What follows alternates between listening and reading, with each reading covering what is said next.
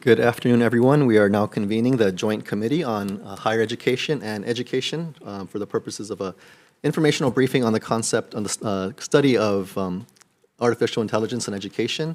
I'm Andrew Takuya Garrett, Chair of the Higher Ed Committee. To my right is the Chair of the Education Committee, Representative Justin Woodson, and to my left is the Vice Chair of the Education Committee, Representative Amato. So in terms of the informational briefing today, we do have a slew of very well-qualified presenters on this topic. Excited to hear about the discussion today. And before we turn it over to them, just had a few opening remarks on behalf of Chair Woodson and myself, and then we will transition right into our first presenter. Okay, so thank you everyone for being here today as we examine one of the most transformative developments in education. That's the rise of artificial intelligence and its implications for our schools, universities, and students. AI is no longer a distant concept of the future. It is already reshaping the way we teach, learn, and assess student progress. From personalized learning platforms to AI-assisted tutoring and even automated grading, this technology holds incredible promise. But along with these opportunities comes pressing questions and challenges. As policymakers, we must ask, how do we ensure AI enhances learning while maintaining the critical role of teachers? How do we protect student privacy and prevent bias in AI-driven systems? What skills will students need to thrive in an AI-driven workforce? And how do we ensure that all schools, urban and rural, well-funded and under-resourced, have equitable access to AI's benefits? Today's discussion is not about endorsing or rejecting AI. It's about understanding its implications and making informed decisions for our education system. Our job as legislators is to ensure that innovation serves our students, not the other way around. Again, we are very fortunate to have experts with us today who can provide valuable insight into AI's role in secondary and post-secondary education, its impact on academic integrity, workforce readiness, and digital equity, and the steps we can take to craft policies that foster innovation, responsibility, and inclusion. So with that, I look forward to a very productive conversation and working together on solutions that prepare our students and educators for this rapidly evolving future. And with that, we will invite Gabe Yanagihara to the table. Gabe is an educator. I was going to hide his employer, but he has a big name tag that says where he works. Unfortunately, it's not a Department of Education school, but he is an innovator in the AI space and has been, actually does consulting work as well too, preparing organizations get ready for AI adoption. So with that, Gabe, the floor is yours. Awesome. Well, so welcome everyone.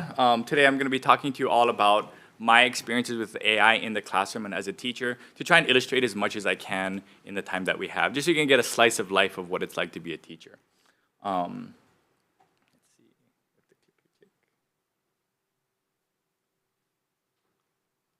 We have to click onto that one. Let me see if I can click to the next slide.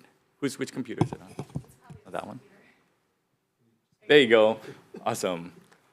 So I fed it all my information, all my old lesson plans and curriculums and everything when this tool first came out. And this is what AI illustrated for me. So my name is Gabe Yanagihara.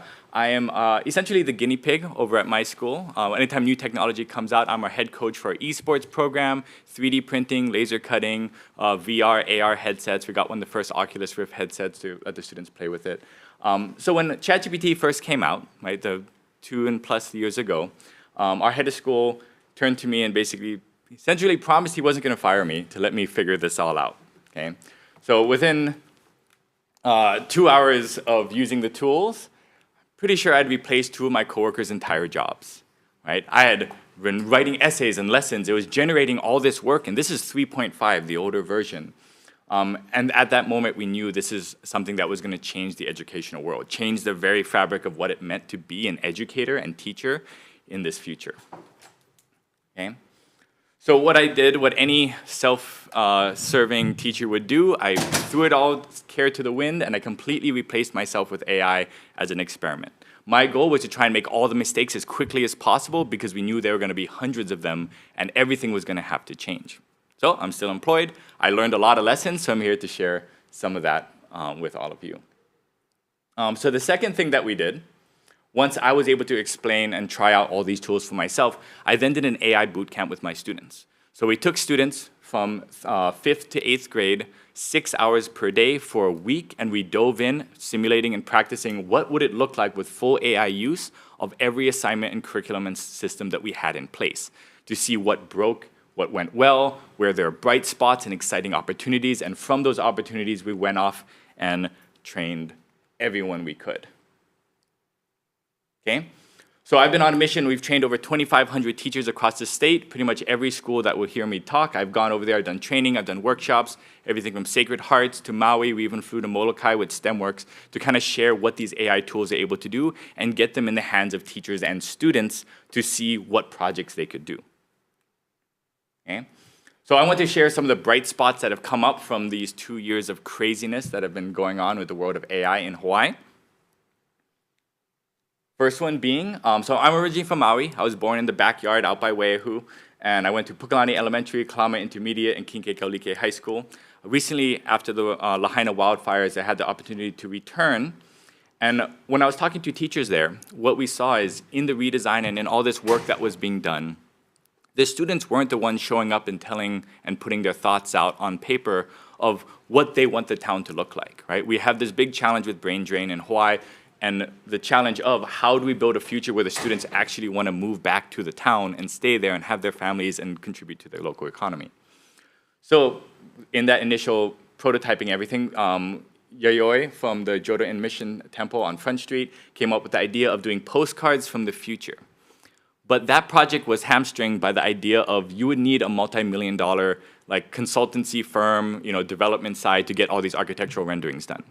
So what we were able to do is just put the students' work and their ideas in front of AI. The students were able to give me their prompts, and I typed them into the tools. This is ImageFX, which is free by Google.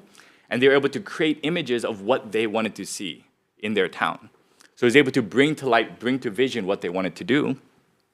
And they were able to collect them. We hung out for a couple of lessons, taught them their interview skills, taught them all those things that they needed to do, and then they built the postcards with images and visuals and graphics of what they wanted. Obviously, you see the lifted Yoda trucks there and everything, right? But they had a blast for it. This is the first time that they saw their visions being shared, and as a result, for 10 cents of printed cards, they were able to send these to the decision makers, to the people who were making the decisions for their community.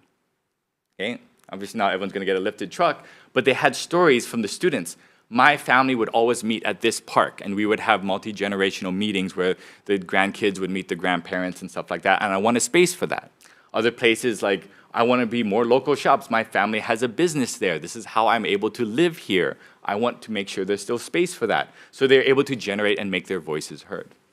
They then took those skills, and then they interviewed the older folks in their community as well. So once they were to have their ideas, they then took those skills and talked to their grandparents in the kupuna in the community to get their ideas as well. So yes, AI was really cool. It made these cool pictures for us and everything, but I do want to reiterate, it was the teachers and the teachers' ability to use these tools that made this happen, right? It was the nonprofits, it was Yayoi, it was the rest of the volunteers who came together to make that project happen. So the next one, we want to work about, I've done a lot of work with STEMworks, which is Maui Economic Development Board. They've been doing some amazing work in the after-school programs, free after-school programs for all the different schools. And they really saw very early on that AI was something that they wanted their students and their populations to have access to. So we've been going to Maui, Molokai, and beyond with wherever they have their programs, and I've been doing AI trainings for them and their students. So one of the projects that we did was a little bit of the AI literacy, right? Just teaching them, just giving them that first permission to look at these tools and say what's possible. But then to turn that into stories, right? Each of these students, you all have kids who draw stuff and put it on the, on your fridge at the back of the room kind of thing, or on illustrations on the fridge. But now what we're able to do is get them published and printed for less than $3 or $4 per book, shipped to Hawaii, right? So now they're able to make books and stories about the things. The most popular one and the first one is a book called Kaiona. We ended up partnering with HIEMA, so Hawaii Emergency Management Department. And then for them, we created a book teaching tsunami safety. So instead of a PDF and a pamphlet and a PowerPoint, the kids aren't going to watch any of that stuff. It's very good information, but the students said, oh, I wasn't going to read any of that, but if you put it in a cool storybook, that would be awesome. So then the students worked with us and built a book. We published it, we printed it, and that entire project from zero to printing and ordering the book was $0. These tools are free. You can download them, run them locally, right? And they have access to make all their visions come to life. Okay? So that's one of the projects that are the most popular ones, and the easiest first tool that I've seen teachers adopt is the idea of using the AI tools with the students to have them illustrate their own children's books and stories. But in the same vein that we're like, AI can write any compare contrast essay nowadays, right? But what it can't tell you is your personal life story or your family's story. So each of the students can now generate perfectly professional quality images and visuals to tell their family's history, learn about their family's history, or even local myths and legends from just around their school area. Okay? And then get them up on Amazon or Book or Shutterfly or whatever printed. Okay? So the format was super easy, right? They just come up with an idea. This was one of the students. It was the story of a coconut that could. The stories were a little rough. Like the coconut fell over, its brain fell out, and now it's trying to figure out what to do, right? But the kind of crazy out there stories that you wouldn't spend 20 grand of illustration work to get published. But a student, that's their first published book, and now they're published author by 7th grade. Okay. The next capability that I've seen come out of these AI tools in the classroom is not specifically with students, but with our communities as well.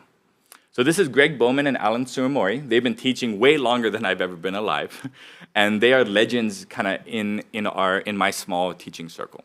They're the teachers who wake up early, they greet every student at the door with a handshake and ask them a specific question about a family member, and I have no idea how they do it. But as a result of that selflessness and their willingness and desire and drive to be a teacher, they're not the type of person who's going to pat themselves on the back and say, I should hire a ghostwriter and tell a book about my life story and sell it online, right? That's not who they are. So I forced them to with AI. We sat down, they had their kind of ideas of what they wanted to tell the next generation of teachers. We used an AI tool to listen to our voices and take notes, so we did a 4-hour conversation with them, turned it into a table of contents, worked with our English department, and we were able to publish a 200-page book called Teaching Joy based on their teaching philosophies and histories. This example has repeated itself several times over. I was able to present to several other teacher groups. There's a group called the International Society for Key Women Educators. And I envision a future with AI where every one of those women, every one of our local leaders has a published book of their story and how they got there in the library which they graduated from, so that students in that library can not just read about Harry Potter or some long, far-off person, but someone who actually grew up and went and sat in the chair where they sat in and had those tools. For $0, right? The expensive part was the time and effort it put in to learn the tools and be able to break down those barriers and try all that stuff. So one thing I want to say is that right now, with all this DeepSeek and all these crazy financials happening in AI, really all eyes are on us, right? We are the educators in the space, right? Everyone behind me here, everyone's working on these things. So we're in a very unique role in that we have so many stories that haven't been told that should be told. We could be the ones in the national spotlight showing what these tools are capable of in good hands. So I'm really excited to see what everyone else is able to do with the tools. I want to share a final couple examples from everyone. The first one being Intro Computer Science. I teach a 7th grade video game design course where the boys, a very boy-heavy class, they like making video games. And for the last 15 years, since I started teaching in 2009, I've had a lot of fart games and poop games and silly games that they have. And for years, I thought that was just because boys were kind of immature and hanging out and everything. And then I introduced AI tools where they could put their rough kid sketch in and it would turn it into a final quality. So this is a tool called Whisk by Google, again, free. And the games changed overnight. So it wasn't so much a fear of and I don't want to take it seriously, I just want to do a silly game. It was a peer view. It wasn't, my skills haven't developed enough yet, but I have these amazing ideas and I don't want to be seen as someone who, wasn't able to bring that to light. So being able to access the tools to bring what they had in their mind onto the screen in front of them greatly increased the quality of their work. This is a creative writing Dungeons and Dragons class. I taught this over the summer and after school. This was a girl's project, so she's in the 4th grade, and I don't think she's ever rewritten something in her life. Right? She was struggling with writing skills. It's one of the things that she was dealing with. And what they had to do is they had to describe their fantasy character, their own Lord of the Rings, Harry Potter type character, and bring it to me. And I'd type it into ImageFX or Midjourney or any of the tools, and then it would illustrate it for them based off what they wrote. When I first did this heroine for her, she snatched the paper away from me and said, "That's not what my princess looks like." And in my head, I'm like, yes, that's because your writing kind of sucks, right? So we're working on that, right? So then that's the first time she ran back to her desk, scribbled it all out, rewrote it. And that was the first time I'd ever seen that student rewrite work. So again, an innovative use of these tools to get the students to engage with their writing, right? Not having the AI write for them, but encouraging them to write again and again and again until it's to a quality that they like. It happened again and again and again. So one of the things I wanted to leave us with today, I know we have a little bit of time, I want to leave some time for conversation and stuff as well. In our hands, in the people in this room, in the educators and everyone here, AI can become a force for good. It's not gonna, we're not gonna use it to do Salesforce, or we're not gonna try and sell people more stuff in Temu or anything like that. It's kind of giving power and voices to all these cool stories that we can do with the resources of an internet connection, right? A $20 disposable cell phone and a connection to the internet. Okay. Okay, so I didn't want to wrap up with the final one. There are some of the challenges that we have integrating AI tools. So we had 2 years of change management at our school, doing full PD days for our teachers, having working groups, doing a lot of change management with everything. One thing that we're seeing is that it's pretty much ubiquitous in that all students are using these tools already. They are developing not necessarily expertise in these tools, but potentially reliance upon them because they're not being guided through proper ways of using these tools, right?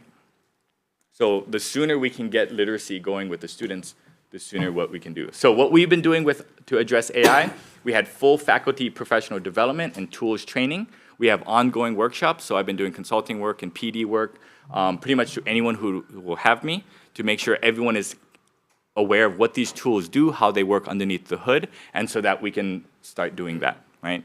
And it's not a one and done situation. We're doing, like almost every week, I'm doing a different professional development training, whether it's new AI tools, concepts, projects, stuff like that, just to keep that conversation going on. For students, starting at the 7th grade, we have middle school students learning with dedicated AI literacy training and lessons, so that all the students are gonna be starting to build an awareness of what the tools are, get hands-on with them, and how to ethically evaluate these tools on whether they should use them or not for different projects. And then finally, we're starting with a student advisory group. So these are students who are either were nominated by a faculty or someone in the department for someone who knows AI stuff or has been experimenting with it. And now that group is serving as an advisory committee to us as well, so they can come back to us and say, hey, here's what I want, right? Just yesterday, we did a big panel discussion where we had 5 of them in the front of our big conference hall with 50-something teachers, and they basically told these teachers what it's like to be a student today with AI. Okay, and that opened many eyes, and we were able to continue that conversation with them as well. Okay, so 2 final statements. The first one, me personally, I anticipate AI to be as ubiquitous as cell phones and email ongoing. And we all know how boring checking your email is. My job is to make AI as boring as that, right? The sooner we get past this hype cycle, we figure it out, we do all the change management we need, it's not any different than how we've had to adapt to all these previous technologies, okay? One of the frameworks that we use, there are many free ones online. We do one that's where the students understand how the technology works, how it's trained, how the data and statistics work. Then they use the tools, right? We have sanctioned tools that are school appropriate. I know there's Magic School, School AI, there's the ChatGPT for EDU coming out. There's many different wrappers and tools that are out there. And then we have the students have thoughtful discussions and evaluations on all of it as well. Okay.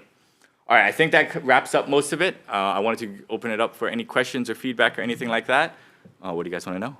Okay, thank you, Gabe. I think just in the interest of time, what we'll do is go through all 3 presentations, and then we'll save the end portion for questions. We'll ask all the presenters to come back up, and hopefully we get a few more committee members to join us at that point. I'm sure they're watching on the live stream on YouTube as we talk here. But thank you very much, Gabe, and we'll have you back up here in a minute. Up next, we have the Department of Education presenting Ms. Heidi Armstrong, our Deputy Superintendent of Academics. And we will give her a second to settle in and queue up her slide deck. Okay. Give us 1 second.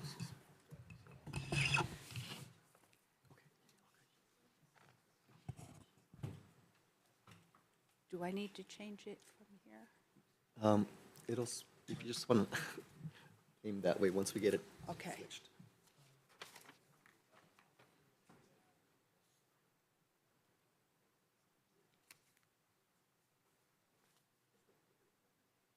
Sorry, let us just recess briefly. Recess.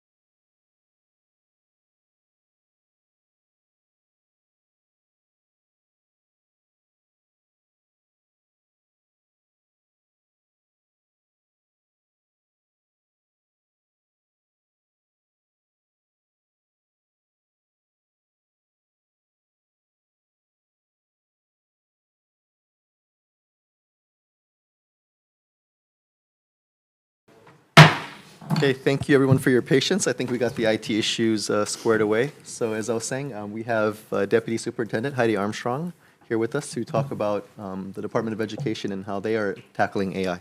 So with that, Heidi, the floor is yours. Thank you. Good afternoon, Chair Garrett, Chair Woodson, and members of the committee. Thank you for this opportunity. And I think it's very timely to follow Gabe in this presentation because he showed so many examples of ethical and responsible uses of AI. And what I'm going to do is share how we're introducing, supporting, and growing our teachers and students in learning about AI and what it can do so that we can use it as a tool to support learning, absolutely not replace any teachers. Teachers are the most important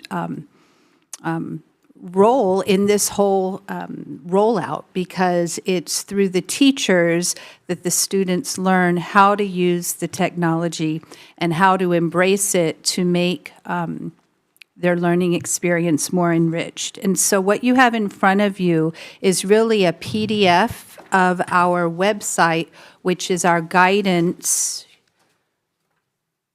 for our employees. So you should have this document. Yes. Okay, so really this is a website, but it's easier to show you on paper for this presentation. And so I just like to start from the very basics. So we're very well aware that the implications of this rollout are critical, and we need to make sure that we do it right department-wide.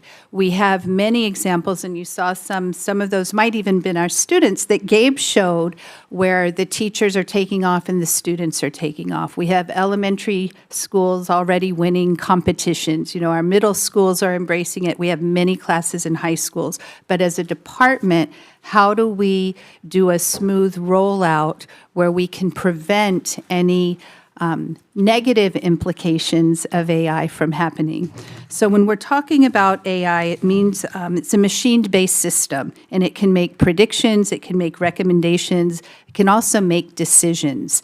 And there's three common types of AI. If you look at your handout, on page 2 at the bottom, you're familiar with Alexa or a game of chess that you can play on the computer. Okay, that's an example of reactive AI. Predictive AI, you might have been shopping on Amazon and it gives you welcome back based on your previous purchases. You might find these items interesting. So that's predictive AI. For this presentation, I'll be talking about generative AI. And generative AI is when you give a prompt, and then that prompt is going to produce an output. Okay, so if you, on our training for teachers and students is ongoing, and for teachers, how this generative AI can assist in helping with their grading, helping them with lesson plans.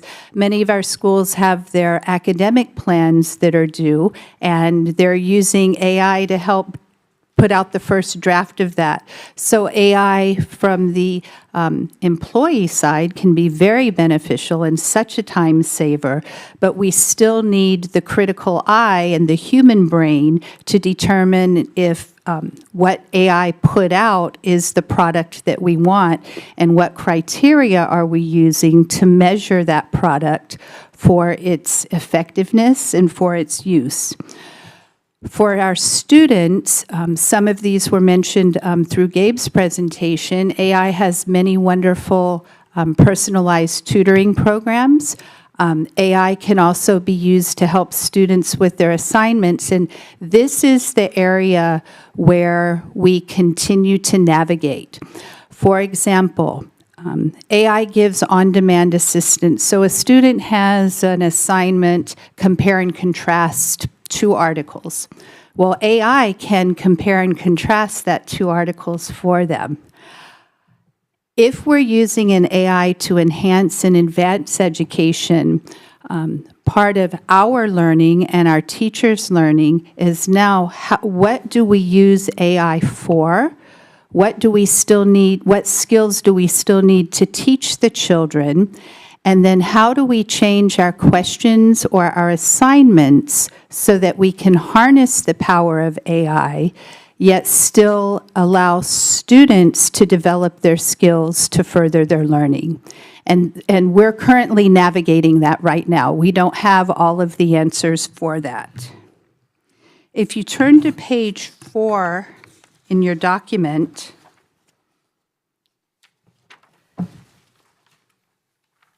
as we navigate the evolving landscape of AI, we have to be clear. We need to provide clear guidance for our employees regarding data protection. It's very easy to let personal information, sensitive information get loose on AI, and we want to prevent any of those issues from happening. So we do help, our training includes helping employees navigate data protection. We also emphasize the human involvement in the use of AI to validate the information, and that would be the training on human oversight. For fairness and equity, we want everyone to uphold the ethical use of AI and prevent plagiarism or misuses of AI. Our training also includes best practices using AI tools along with that focus on ethical use, and that's our accountability. Evaluation of the use of AI tools will be ongoing as they continue to evolve. And then our biggest focus and our biggest challenge is the professional development, because all of this is accomplished via a robust professional development portfolio. And if we go to slide 4, our professional development opportunities include guidance for staff and students, and that's the website or the document that I'm walking you through. Also, I've given you a sample of our professional development opportunities that have been offered to our teachers, and that's the AI literacy in-person training handout. So examples of AI trainings for our teachers include art, creativity, and generative AI, deep dive prompt engineering, generative AI for educational leadership, AI for effective assessment, Notebook LM, your Power Teaching Assistant, the Power of Conversational AI, etc. And so this handout gives you a snapshot of the number of teachers trained just in these areas, and these are our in-person trainings. We also offer asynchronous AI courses. And if you look in your handout on page 8 and 9, these are available for all of our employees at any time.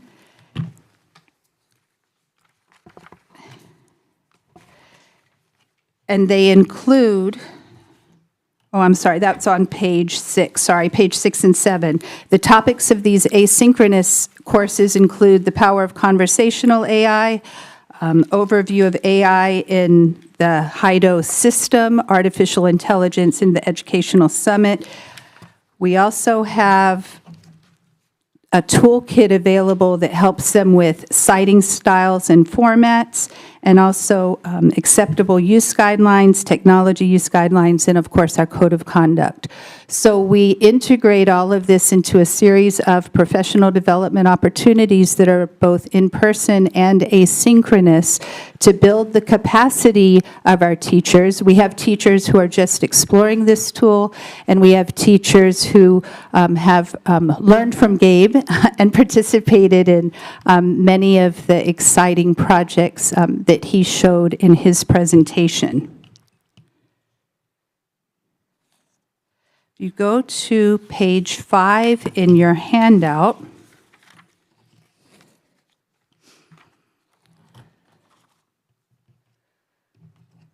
Key topics in our AI guidance for students include approval, private personal information, bias and misinformation, safety, and transparency and citation.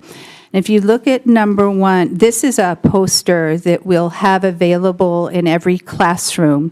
Number 1 is our not our biggest challenge, but an area where we continually are navigating, and that is the use of AI for schoolwork. You'll need your teacher's approval, but this is our responsibility to develop the skills of our teachers. When is it appropriate to use AI, and when is it not?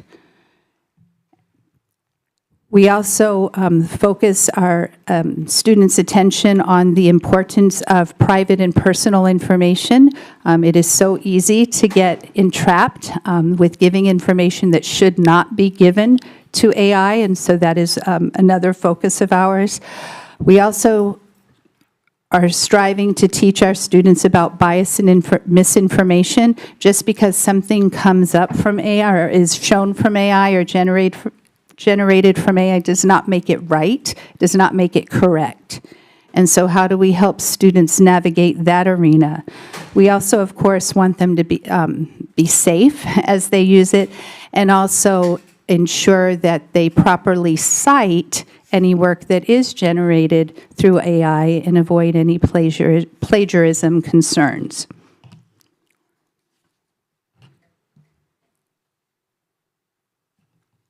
Our state distance learning program, starting in school year 22-23, utilized Conmigo to act as a personal tutor for students using AI, and we had about 400 students in that pilot. The pilot allowed us to test Conmigo and create a pathway for schools to be able to use so that we could scale.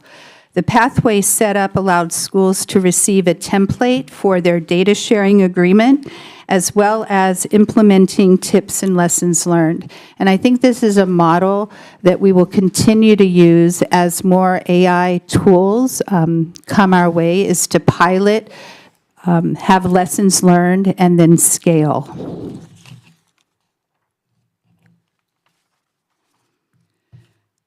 Magic School is another AI program that allows teachers to pull AI tools such as Chatbot, which is a writing assistant, to utilize directly with their students. Another tool that teachers may use from Magic School might be a unit or a lesson planner. There's a wealth of tools on here.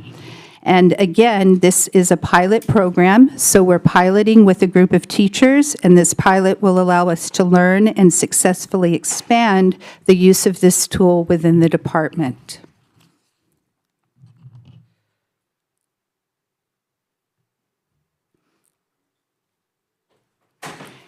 In addition, teachers are being trained to use Gemini and Google Notebook LM to be able to use these generative resources to support and enhance their practice.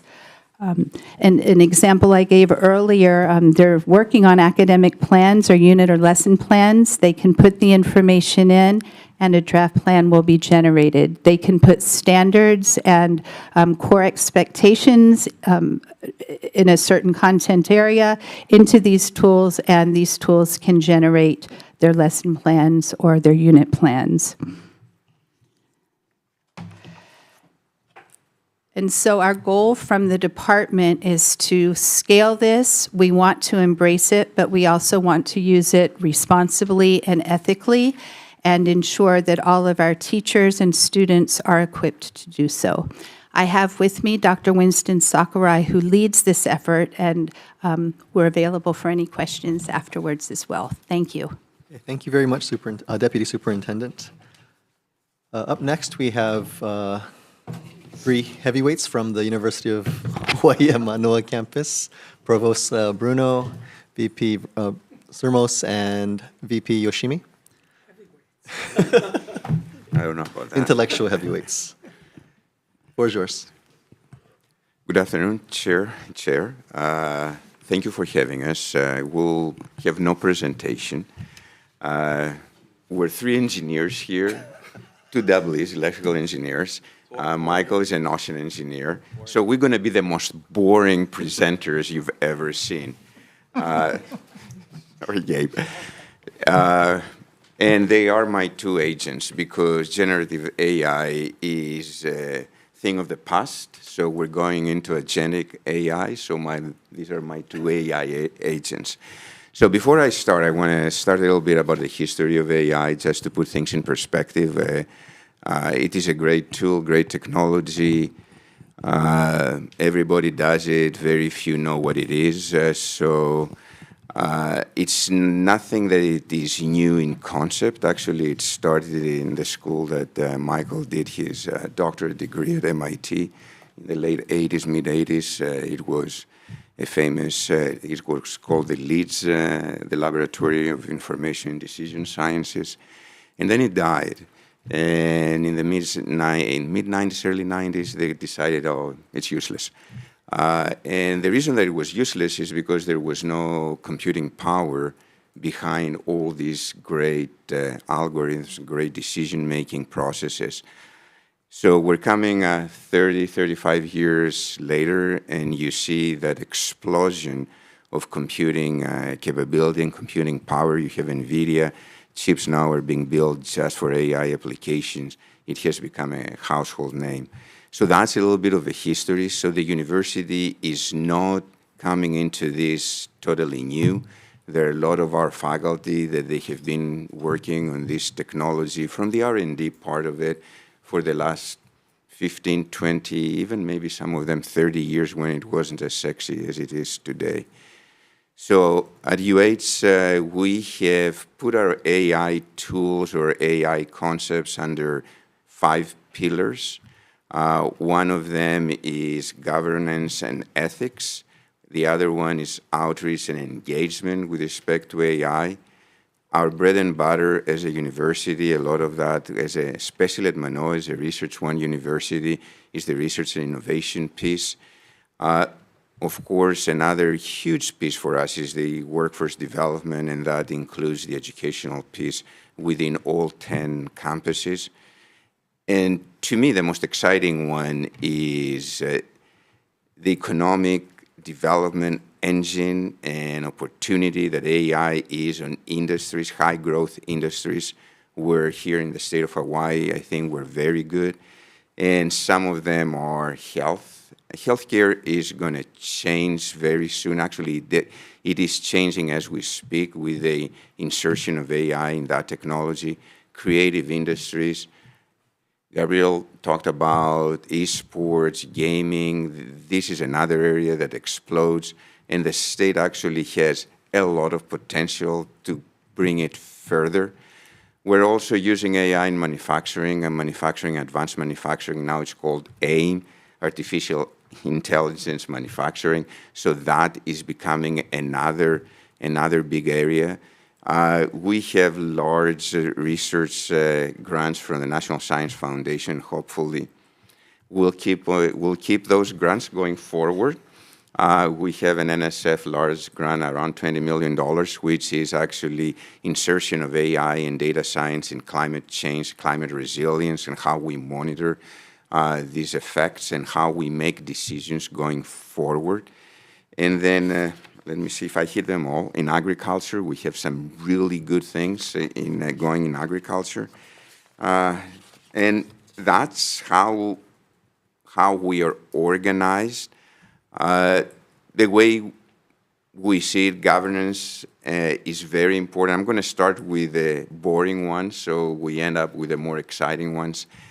Governance is very important, not just because of plagiarism or other issues around AI, but in the university we have research that involves human subjects, it involves animals, it involves FERPA, it involves HIPAA, so clinical trials. So all of that is as important as AI itself it is, whether it's generative, agentic, or then you go in the physical systems of AI. So this is a big piece. Garrett is leading that, and his group is leading that effort. And then the engagement piece and how AI, the great thing about it, most of these tools are free.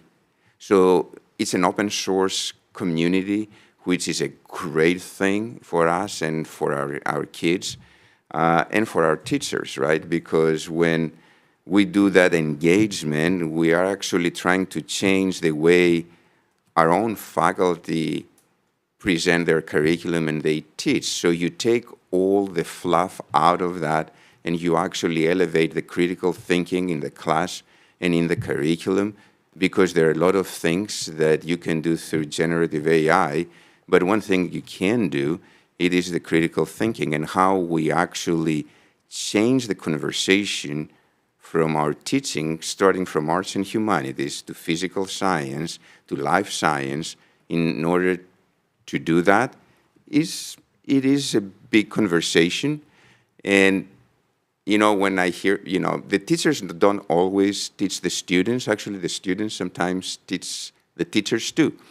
And this is an example. Some of our brightest young kids actually are more competent and more fluent in all that AI data science components that our faculty. However, we work through these issues. Michael has actually a pretty robust effort within Manoa on their curriculum, and he will talk to that.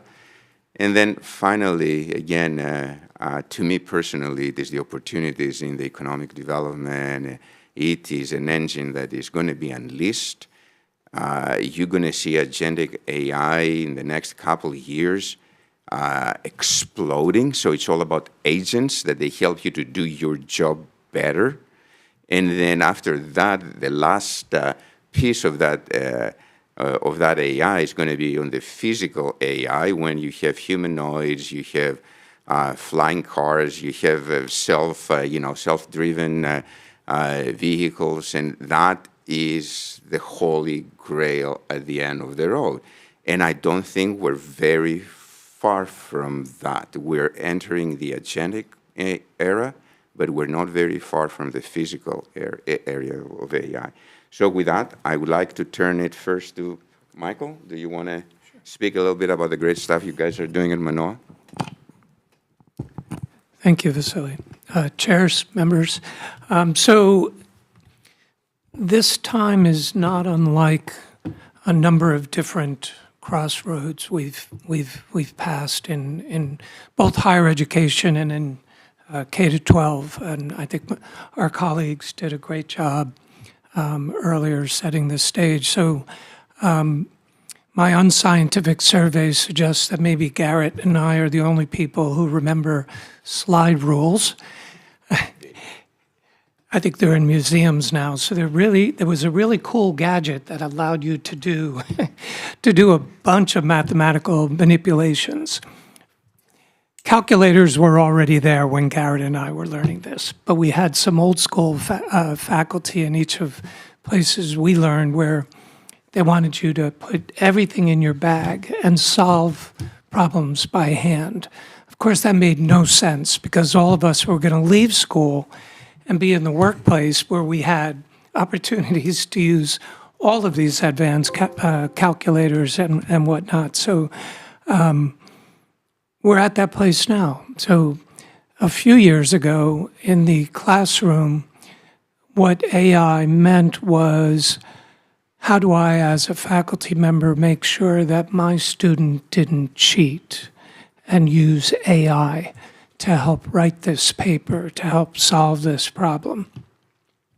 And again, just like 20 years ago, 30 years ago, that was the wrong direction. This is a national phenomenon where higher ed has had to quickly adapt and turn away from a notion of cheating and let's catch you using AI to embracing AI in the classroom, recognizing that those young people, the moment they leave our campus, are going to be in the workplace using artificial intelligence in their day-to-day jobs.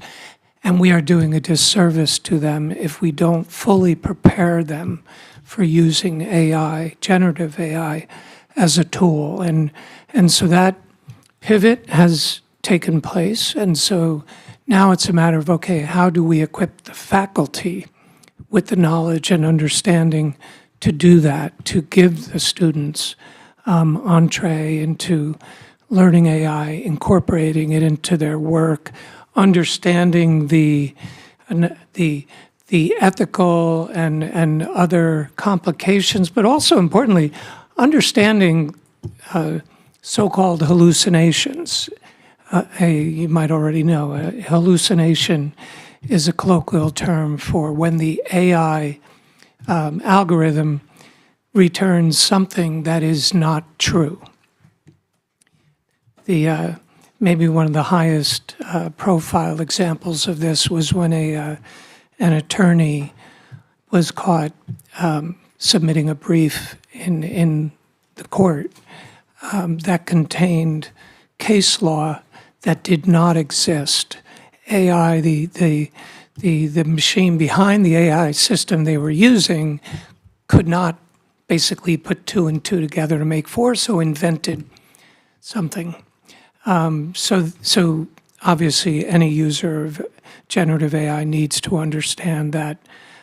So that's an example of what we put to them, and our training of faculty continues. We've had a number of different seminars led by administrators, led by other faculty, led by industry experts. We will soon be giving faculty, all faculty and staff, access to online tutorials, online courses to AI. I'm going to end with one really cool example of the power of this technology for our teachers. So a few of the members were with me when we did a tour of the Hawaii Spaceflight Laboratory. So that group and some others were asked to prepare an executive course for folks from the continent who would come to Manoa, and then also be online for something like a 12-week course on satellite design, launching, the various uses of satellite technology, et cetera. So a couple of our, let's say, more advanced faculty got together to develop a course. So what they did was they used generative AI. They took the descriptions of all of the courses at Manoa that could possibly be related to this topic from across the entire campus, hundreds of courses. They took examples of executive courses at various universities. They then prompted the AI system and also said, oh, and build in-person site visits and where we might go and where those might be placed in the course. It generated an entire sequence of courses, syllabi, course descriptions, the order interspersed with in-person tours. They handed that to me, not telling me at all that AI was involved. I was blown away. This was in 2 weeks. They had this. I thought it was the greatest thing ever. And then they told me it had been done by AI. But with a few tweaks, that is the course that we will be providing. So it's just an extraordinary tool. We probably would have had to pay a few faculty summer support to work on developing something like that. It's just an indication of the power. Thank you.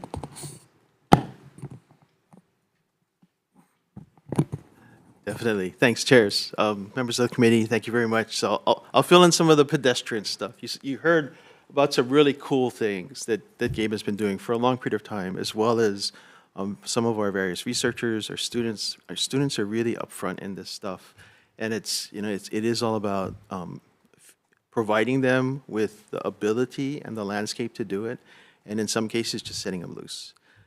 So let me dial it back a little bit to the pedestrian stuff. As Vassilis noted, one of the things that's very critical to us, implementing technologies like AI revolve around data governance, privacy, information security. So that's in my suite of services that we provide for the institution.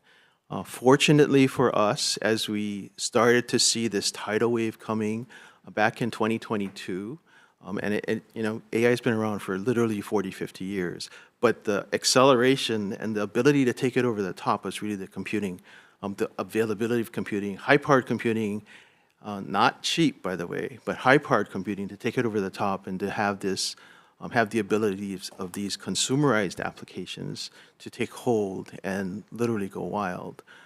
But in that context, we have to make sure that the data that the AI engines get and the AI models get is properly vetted and fed to the engines, including the data that should not be fed and released into the engine, so that we can protect the data that's critical to the university, critical to our individuals that are members of our community. So privacy, data security, data governance is hugely important. And one of the main things that we've gone in early on, we've got a fairly sophisticated data governance, privacy, and information security framework that was already in place before 2022. We've been working on this for years. But what we were able to do is take that same governance framework, apply it against the AI tools that were being released, taking a look at the principles and the kinds of data that potentially could be dangerous to release into these models. Dangerous from the standpoint of exposing private information, as Vassilis noted, FERPA, HIPAA. We've got a bunch of regulations as education that we all have to comply with. And it's really cool. You get this cool open AI thing. You have ChatGPT. It's free. Nothing's ever free. It's free, and you just well, I'm just going to put in my tax returns from the past 10 years. I'm going to put in my intellectual property I've been working on for decades to try and create something cool and new, and put it into those free services. And by the way, you just posted it on a public bulletin board, and these models will simply consume it, collect it, and by the way, the way the models are trained, you actually cannot erase it. You can't go backwards. So it was critically important for us to make sure we established that governance layer and that security layer from the front, provide guide rails, not restrictive guide rails, but guide rails to make sure that we establish the right principles and practices for the members of our community, our faculty, our staff, and our students, so that everyone is aware of what you should and shouldn't put in, what you can and absolutely cannot put in, depending on what position you hold within the university and what kind of data you have access to. So it is really important that we establish that as the basis. And again, fortunately, we had a fairly robust structure to start with, but we're able to apply it to these AI tools as they broke onto the scene again. Consumerized tools back in November 30, 2022, give or take a few days. But this is really important to us to make sure that we took a hard look at it and made sure we had that base in place. Fortunately, we took a look and also did not have to create a standalone specialized AI policy at that point in time, because we had this fairly robust system of data governance, data privacy, information security already set. And the existing policies gave us sufficient guidelines as a starting point to be able to build that experience on top of. We also, higher ed, fantastic industry. We share everything across the industry. We share practices, we share examples. We've been able to work with our peers across the nation. In particular, about 70 or 80 of the largest Research One universities across the nation. We have my peers, the CIOs from those institutions. We actually get together on a regular basis and talk about topics like this, in particular topics that may have substantial impact to the industry. And AI just literally popped as soon as ChatGPT popped on the scene. Some of the early adopters, you may have heard University of Michigan. Very early on, they wanted to be in front. They wanted to be first. They put a pile of money in the pot to be first. Did a lot of experimentation and learning out front. And even in that first year, came back with a bunch of metrics that were astounding. Increased student performance, increased faculty performance, saved time savings by faculty in terms of being able to do more with the folks that were there, and then also turning the power of some of these engines and some of these tools loose in the hands of both faculty and students to see what they could produce that could be of value, not just to the classes, but for the university as an industry as a whole. they spent a lot of money on it, and they had to create this walled garden where the data was protected because that wasn't absolutely important to them as it is to us.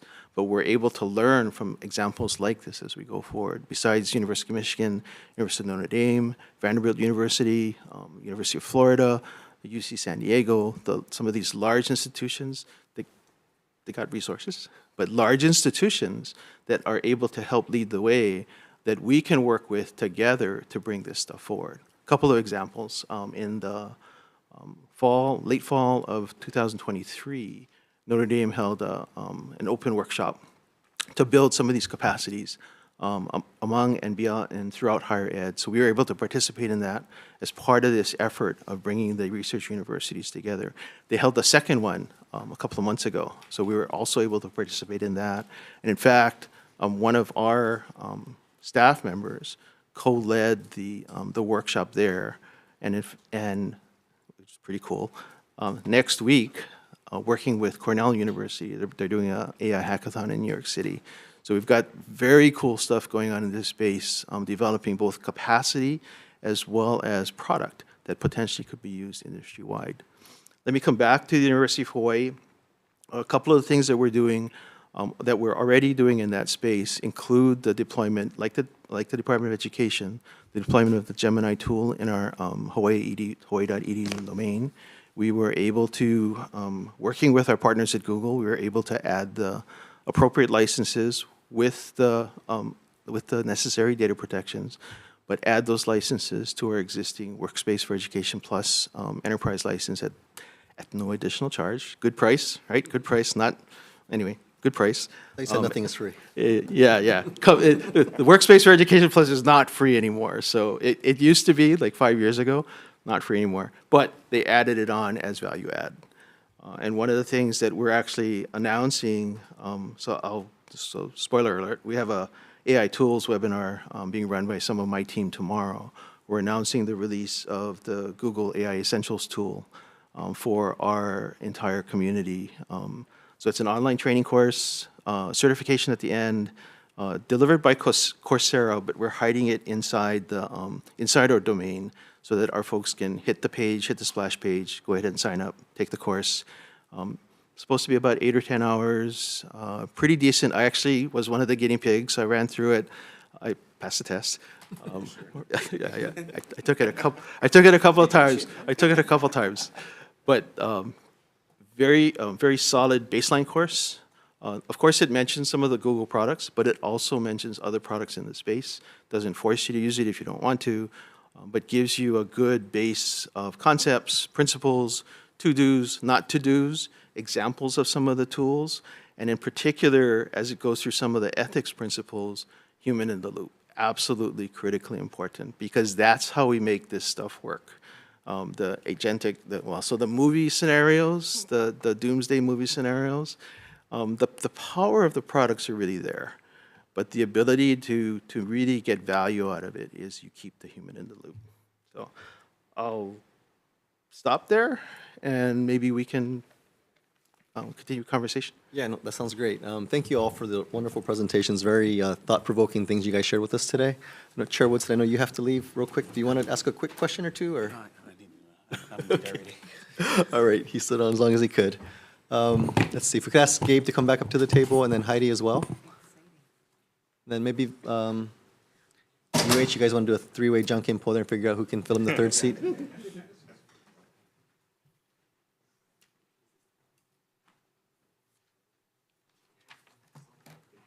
Okay, so members will open it up to questions at this point. Don't all speak at once. Yes. Replichika, go ahead, please. Thank you so much, Chair, for putting this together. Question, Deputy, as mentioned by Vice President Garrett on the governance structure, data governance and security structure, does the department have somebody or a plan to have something similar? I know there's a new office, right, of information technology, and like, how does that all play into the reorg? Yes, we do, and to explain it, I'm going to call Dr. Sakurai up, Okay. and that has been key to us, and even Data any security. tools that we use And I think I mentioned about any agreements that we have with those programs like the Magic School or Right. Conmigo. We need to be clear that we know what they're doing with our data. How they're collecting our data, right. Absolutely, and then what we get in return. Thank you for the question, Winston Sakurai. I'm in the curriculum office, but we've actually been working cross-office with our Office of Technology and our Data Governance Office. That's actually been our biggest conversation so far, is protecting student data, protecting our employees' data. And so we've been doing everything possible to ensure those protections, including working with a lot of these corporations who are distributing the AI tools to us. And we have people on our staff that are actively looking and pinging the servers. One of the examples we found is that they started moving some of the data offshore to countries that are potentially bad actors. And we actually had to stop the agreement with the organization because we were concerned that data could be seized and actually used against our employees and our students. So that's the level of, caution and security we want to take to make sure that we protect all the people in the department. How does that work if you get some ping of like potential data, breach or data, right? Like because the amount of data you could store is so huge, yeah. Right. We actually have very good people within the tech department that actually look at that on a daily basis. And so once they detect it, the first thing they do is they either talk to us or they do go directly to the source to say, what's going on with where the data is heading to. And again, we've had multiple conversations with this one organization, one corporation with that. And they said that that's their plan moving forward, and so we actually had to discontinue services on that one product at this time. When they actually have other services that are going to be in areas that we feel are really going to be protected, then we can actually re-engage conversations with them. Right, thank you. And then final question is, have you started evaluating, the growing technology of the chat bots? So we have legislation where we're looking at just the regulation of these chatbots that can mimic human-like conversations. So they use language learning to have actual conversations with us in voice form, in audio form, and people and kids trust them. I listened to my son have a conversation with ChatGPT, telling ChatGPT, tell me a story about about a dog. And ChatGPT returned with the names of our 3 pets without him even prompting that information. And so that was just like, it's very personalized, right? And so that was like, how have you been able to look at some of that emerging like kinds of technology? Yeah, that's actually part of the training that we have when we talk about the ethical use of AI and making sure that as our teachers and our administrators are working with students, they tell them the dangers of it, but also the productive nature of it. The introvertedness of some students, they actually find some comfort in having those conversations, but they can be something that can be either addictive, which we found in some studies, or also very harmful because the information that they give is so personal that it really creates a fantasy type of world that we need to actually help them recover from. But that is part of the things that we talk about in our asynchronous courses and our in-person training to make sure that people are aware of that, but also making sure that is used productively by students. Okay, thank you. Thank you, Chair. Okay, thank you, Rep. Members. Yes, Rep. Capella, go ahead, please. I have a couple of different questions. I'm not actually sure who the best person is to answer this question, but earlier it was mentioned that there's no nothing's free, right? So within talking about this ethical AI, is anyone talking about or researching the environmental impact of the use of AI, specifically in some of these like larger institutions at the university level, but also at the DOE level? How is that being monitored or measured? Is that being shared with students? It's a loaded question. Don't all Can you rush. clarify environment? Well, AI Such uses as? a lot of energy, specifically a lot of water. Okay. I Well, the university might be able to explain this more, but yes, Okay. the heat generated, the amount of power, the lack of silicon to actually do all these things are going to be very important to discuss. Maybe the university has a better answer, but Thank you. we've been talking about that as well because there is going to be an environmental impact because of the power that AI uses. Okay, thank you, thank you. Yeah, definitely. So that's actually on the international scene in terms of the impact of the data centers that run these things. So the training models and where these queries actually get executed typically are in large data centers that are located, usually you'll locate them in areas where power is cheap or where there's, the availability of land to build those data centers. So in particular, one of the challenges that we have here is power is expensive here. Right, so we never would build a large cluster here just because of this, the cost of running at scale. But from the standpoint of both national and international impacts, that is a concern, in particular at the scale that some of these models run. So you have very large, so you've heard in recent news, very large investments, dollar investments, to build data centers to support AI and AI model generation and model training. So it's really important to make sure that the industry also looks to being more efficient when these chips get generated and designed, but they get designed for more efficient power usage because you need the compute power to make this stuff run, and that's really the magic behind the scenes. But in order to do it in a responsible fashion, especially when this scales up, the need for those chips to be very energy efficient is very high on the big picture things that we have to take responsibility for to make it happen. So, nothing magic. There's a bunch of these large data centers all over the place now, and the current models do require that power. Some of it's getting distributed, so the phones everybody's carrying around, lots of compute power in the phone. Not quite enough to run these models at scale, but enough to run the edge pieces.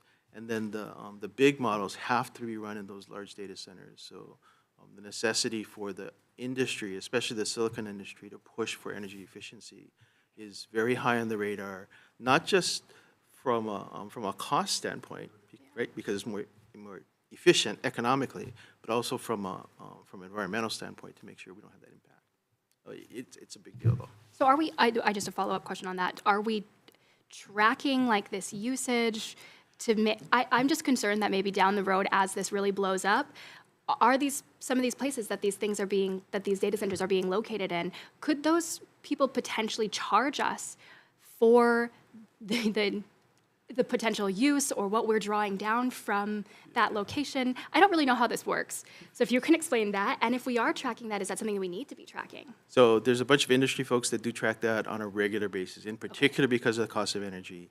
And like anything else that's mostly free at the consumer level, at some point we're paying. So right now, most of us are paying by the data that we volunteer into the applications and that the data is being farmed. In some cases, pretty reasonable and useful for us, but that's the place we have to be careful, in particular on privacy and security, to make sure that the data that gets used that way is mutually consented to for benefit, right? So the Amazon shopping thing, perfect example. But the need to be aware, Heidi and Winston and Gabe just said, you have to be aware so that you know what you're volunteering into these applications and how you're using AI to make sure that it doesn't abuse you back. Yeah. Thank you. I have some other questions, Chair, but I can wait. Okay, for let's other just see members. if anyone else has questions first. Yep, Rep. Keela, go ahead, please. Thank you, Chair. Gabriel, I am thoroughly impressed.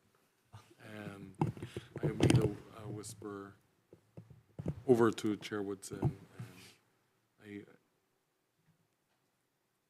how do I say this? Obviously, I think that's just the benefit of when you're putting $30,000 a year into your child's education, and then you can do things like that, and to no fault of your own. And I just, but obviously, right, as a state legislator, our fiduciary duty is oversee and oversight of public funds and public entities like the state DOE. So I think you've shared how you folks have had collaborated, and Can you just expand on what that has looked like with working with DOE?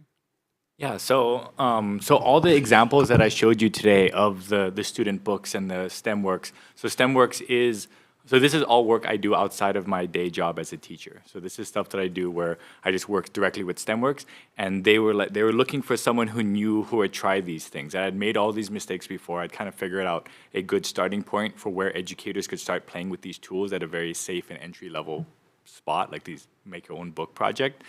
So all the stories of like the children writing their own stories and all those were at school. So EL Intermediate, we did Maui Waina, we did, I went to do a tech talk at Baldwin High School. So anyone who's just willing to just have me come and talk story with them, I've been sharing those more as like personal hobby type thing. For some of them, it's like they're trying to do change management as well. Like, how do we do that? And just bringing in another educator instead of like a consultant or like someone from like corporate to be able to say like, hey, I as a teacher have been playing with these tools. They're free, $0. Try playing with them as well. Here's how I use them. Here's the guidance that the DOE put out. Let's do something cool together. I think that's been the biggest partnership that we've been doing with everything. And I'd love to just keep doing that until everyone's got it figured out.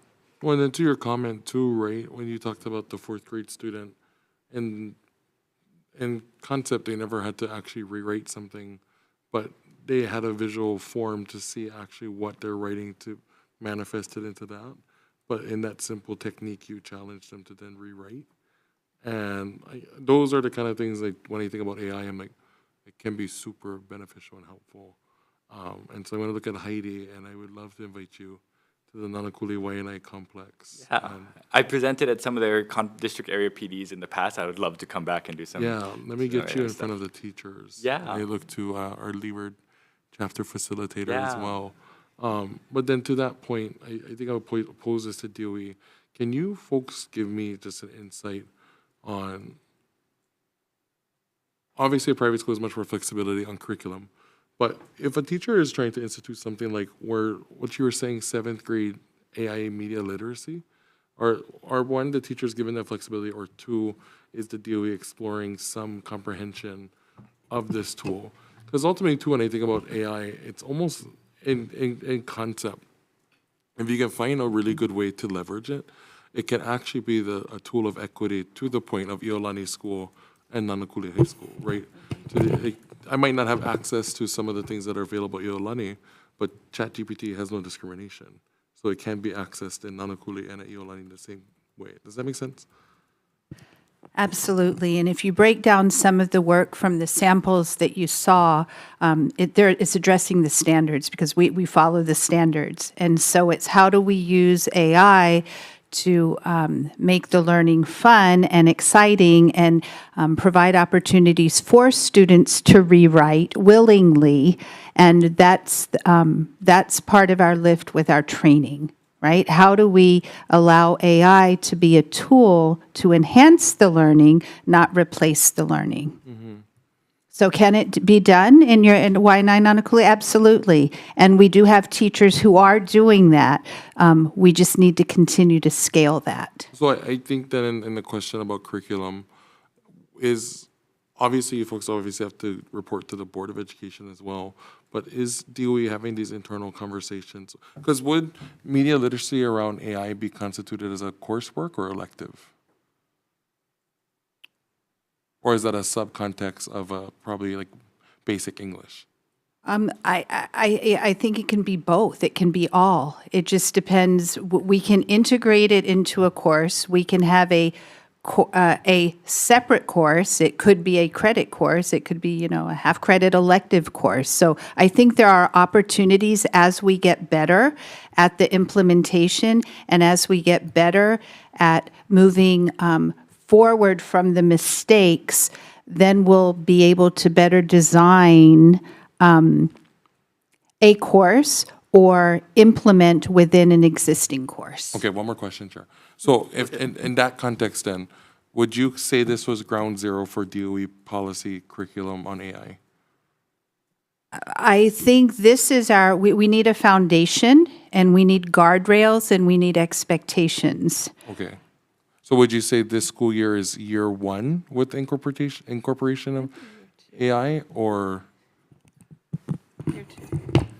Yes, this is probably year 2. Okay. When ChatGPT came out in kind of December of 2022, we actually started working with our board strategic plan to incorporate a lot of that, and then started some of the pilots that year. So we have some early adopters who are really gung-ho, and we wanted to give them the ability to work on that. So yes, this is probably year 2.5, actually. Right, and I think then to give context to my question, it allows us to gauge, if we're going to consider this year 2 of adoption, it can help us as we continue the years and dialogues to see how we are progressing and where we can progress more.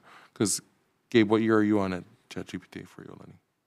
2 as well. Okay. Everyone's been kind of Okay, starting at perfect. the same time. Then that is We it. also did a very similar year of grace. So all the teachers were able to use the tools, experiment, try things out, and then from that find the bright spots and to build a more system-based approach. Okay, so if we can mark this then as year 2, it gives me a good base on how to watch us develop. Yeah? Yes, and Gabe is exceptional, and as a compliment, I can match that exceptionality with some DOE teachers as well. Yeah. Oh, I totally Yeah. believe you. I totally Okay. believe you. for- Thank you Okay, so I much just for had to, this. I had to put Yeah. in that plug. Yeah, I believe you, Superintendent. Thank you, Chair. Thank you, Thank you folks. for that line of questioning. I think, Rep. Keeler, you touch on this issue of the digital divide. I think we saw that during COVID when a lot of the private schools went back to school weeks, if not months, before the public schools. I think this kind of bared out the lack of equity in this. So I think this does hold a lot of potential to address that and really make it borderless, if you will. Just have a few questions for Gabe, if that's okay. I imagine the administrators at your school are very supportive in this sense, but do you sense any resentment or concern from fellow teachers within the campus about what this might mean for the profession of education if teachers might one day get replaced by this technology? So I've been talking to teachers from all across the state. Like we've been just going and talking to everybody. In general, there's a general sense of excitement for the technology, but a need of support for, I don't want to do something that's against what guidance or anything else says, right? So I'm looking for permission. So me, I can only speak for myself as an individual educator and consultant. But just being given that permission to experiment that first year gave me the wings to kind of do what all teachers like to do is, teach, right? Once we were able to do that and we found out what worked, being able to share that with other teachers, in general, it's been excitement. Like I've never been to a campus where the faculty or staff are not happy that I'm there to talk about AI there. And even when we did tackling the really hard conversations about what is plagiarism like in this day and age, what are all of these things that we have to deal about, it's not from a perspective of let's hide this away so it doesn't affect what I do day to day. It's always from a situation of, well, we got to figure this out. Let's do it. So I haven't felt any of that animosity individually, personally as an individual. Right. Okay. And you mentioned plagiarism. How do you deal with that in the classroom? So right now, a lot of the work, again, speaking just for myself as an individual teacher, again, with the year of grace and the year of what is the impact of the work that you're doing, right? So we adopted a whole level system from 1 to 5, so there's an easy framework to communicate with kids. This is a level 1 assignment, no internet, I just want to test your meat popsicle, right? And all the way to level 5, which is full AI. I don't care if the whole essay and document and everything is written, what was the impact of the work that you did in your local community, or what was your final product look like, right? Because we're seeing this in the workforce already. It's not that AI is going to take your job, it's that the students who know AI are going to become the workers who will take your job, because the end product of what they can produce as a worker is going to be a much higher quality and everything when they're using all these tools, versus if you were to shelter away from them. And I think teachers really understand that. How do you maintain teaching students how to think critically? Do you have a concern about an over-reliance on AI where kids just automatically just default to looking up on ChatGPT or whatever? In the very beginning, I did have that anticipation of okay, well, I've seen what social media has done to my generation. Is this going to do something similar to these students? But that group we put together, the Digital Literacy Ambassadors Group, so these are all students from all walks of life across campus. The input and the feedback they've been giving us is way more critical of these tools than even I've been seeing on the academic and adult level. So for me, the critical thinking part is going to be as soon as they understand how these technologies work, it's going to be on par with having the same conversation, but swap the words out, AI with email.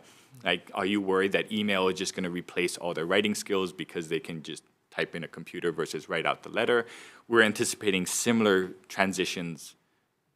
Just for me, I'm anticipating similar transitions as we adopt these new tools. So they'll be using the critical thinking, but supported by all these agents, right, that might be working for them. Like, oh, for this agent, go, create me a bunch of social media posts. You create me some letters of recommendation that I can start drafting and giving out to people. Here's my website, go make my website, that kind of stuff that they could do.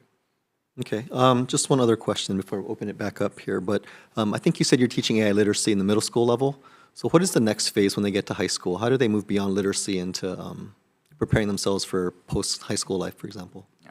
So there's been amazing work by teachers from all across the state that I've been seeing on this, and they've just been working with the students on individual projects. So the same way you wouldn't take a typing class senior year, right? As they matriculate up through a system, where I would anticipate they're going to be, once they have a good start, it's just going to be as natural as, okay, everyone take out your iPads, use the iPads. It's going to be same as like take out your calculator, take out your AI, use that, put it away when you're done. That's kind of how I'm individually addressing all those, the projects. And because the students have that literacy base knowledge, when their advanced data sciences or their AI class that we've rolled out comes out, they already have that knowledge base in them. So there's not like a 2-week intro to AI in every class, and once they get into their older ages, they've already built into that capabilities. Okay, thank you. Just stop there and see if members have any other questions. Yes, Rep. Capella. Thank you. Gabe, first off, I just have to say it's so wonderful to see teachers on the stand, mainly because you're so animated, and it's just really enjoyable. Yeah. But I guess my question is, how do we support women, and specifically young girls who are, Civil Beat did an article about how they're missing out on these, like, as you called them, the training for these high jobs that we're going to see, that one day these students will have. How are you keeping girls in these classrooms? How are we attracting young women to be able to take some of these, to partake in these types of classes? What do we need to do in order to make sure that they stay there? So one of the things that I really like about, like, she was, they were talking about how their student was able to talk to these tools.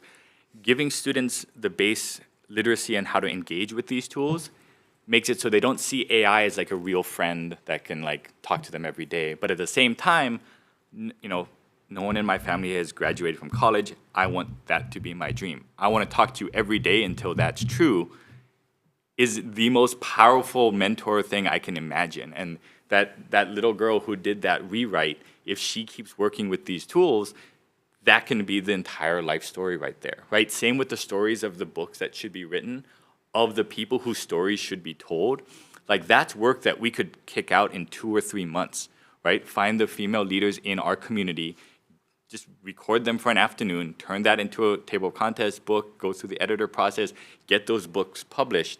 And now we have a whole section in our state library of the stories and examples for all these women to follow, right? And that, I think, would be like a good starting point. And then just showing that that is being done by other people will give permission for people to mimic and copy, right? Like a kid sees us do cool stuff, and then because I'm doing cool stuff, the kids want to do cool stuff. So just that kind of feedback loop with female leaders we have in our community, like you all on this board should get your life story published. Do it. It's a fun weekend project, and then now you can share that with all the young women that you meet and say, hey, here's how I did it. Here's my life story. Get inspired and get involved your way as well. I appreciate the homework. Yes. Sorry, it's like ingrained in me. I got to keep 7th graders entertained all day. So You're doing a great job here. Thank you. The other question I think along that, though, is we talk so much about AI and these classes becoming very like computer heavy or like video game heavy, and a lot of that sometimes really gears more towards young men. And I think that sometimes that could be a weave out for young women who don't feel like maybe that's the avenue. I guess my question really is, how do we make the classes that are going to be created include more of these like life stories like you're talking about, or something that's more exciting and broader than just video games being developed through AI? Mm-hmm. I think, so one of the coolest projects I've been hearing about, and these are all other teachers, right? The Office of Civic Engagement, right? Any sort of the 1 mile projects where you get involved with the local community, AI is gonna have way more of an impact in that, right? Like, just watching the social media posts of like Alawai Canal and the cleanup and everything, and then just seeing videos and contents of those people, of the state workers going out and cleaning up everything to get it up. Those kind of engagement projects, or student projects like beach cleanups and stuff like that, the posters can be AI generated, right? All the proposals to their local governance to get engaged with stuff can be AI generated. So as long as we meet the students in where they're interested, AI is one of the crazy tools where it's adaptable to so many different industries. It's not like it's just gonna be in the video game class for boys. It can just be anywhere, right? So as long as there are teachers engaged with these tools and have the skills and literacy for it, like, that's not a conversation for me to be leading. That should be the female teachers saying, like, I know how to do this. This is what gets me excited. This is how I can role model these engagements and these tools for people. And when they see their role models using those tools, they see you using these tools, they're gonna feel that permission and go at it that way, right? How are you leaving space for those female teachers then? Because you're the person here at the table. Ooh, for me here, well, I will meet with literally anyone and talk to you about AI stuff. So that's the starting point that I can have. I appreciate that. Thank you. Chair, if I may, one more question. I'm so sorry. For AS Armstrong, or for DOE, how are you measuring the impact of social emotional learning that AI is having on our students? At this point, I think we're too new into the game to measure the impact. I think the examples, the rare examples, or there's positive examples too. For example, the chat box, where constantly, or that is one of the responsibilities of the teacher, and this is only when it's within the teacher's purview in the classroom. We couldn't monitor at home, but what are the students doing with that chatbot, and is it appropriate or is it not? And then how do we intervene? And I think Dr. Sakurai gave an example for that. As far as statewide data on that, I can't give you statewide data, but at this point we can give individual scenarios. And I think more are going to come out, the more tools that are generated, or the more opportunities that the kids have. But we are aware, and it goes back to the whole use of technology, right? It goes even prior to AI. We've seen the impact of cell phones or social media.